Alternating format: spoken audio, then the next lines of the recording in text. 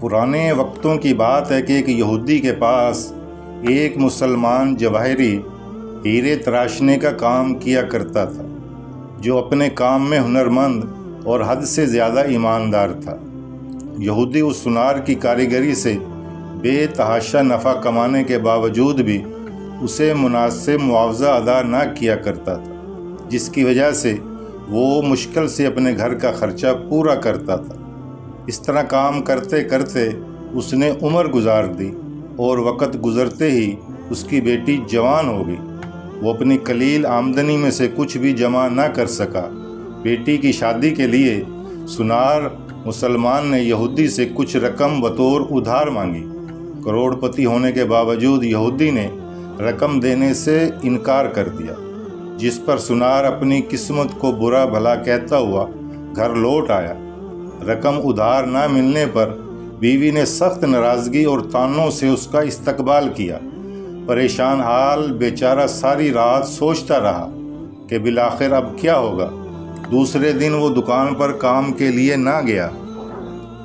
بعد میں یہودی سونار کے بلانے پر جب وہ دکان پر پہنچا تو اس کے ہاتھ میں ایک پوٹلی تھی، جو اس نے یہودی کے سامنے کھول کر رکھ دی۔ اس پوٹلی میں بیش قیمت ہیرا دیکھ کر یہودی سوالیہ نگاہوں سے مسلمان کاریگر سونار کی طرف دیکھنے لگا۔ کاریگر بولا، مالک یہ ہمارا خاندانی ہیرا ہے، اسے بیچنے کی اجازت نہیں۔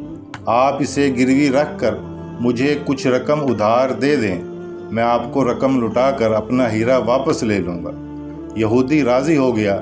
مسلمان کاریگر نے قرضے کی رقم سے بیٹی کی شادی کر لی۔ پھر دن رات محنت کر کے قرض کی رقم آہستہ آہستہ ادا کرنے لگ گیا۔ قرضے کی آخری قسط ادا کرنے کے بعد مسلمان کاریگر نے اپنے ہیرے کا مطالبہ کیا۔ یہودی نے وہ ہیرا لا کر اس کے سامنے رکھ دیا۔ ہیرا تراشنے والے کاریگر نے ہیرا لے کر پانی میں رکھ دیا۔ دیکھتے ہی دیکھتے ہیرا گل کر ختم ہو گیا۔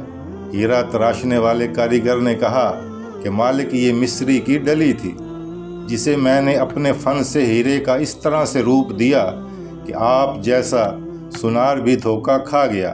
آپ نے میری عاجزی اور درخواست پر قرضہ نہ دیا، جس کی وجہ سے مجھے یوں آپ سے رقم نکلوانی پڑی۔ میں مسلمان ہوں، اس لیے بھاگا نہیں۔ اب آپ کی پائی پائی ادا کر کے سرخ روح ہو گیا۔ افسوس کہ آپ نے میری قدر نہیں کی، اس لیے آج سے میں آپ کی ملازمت چھوڑ کر جا رہا ہوں۔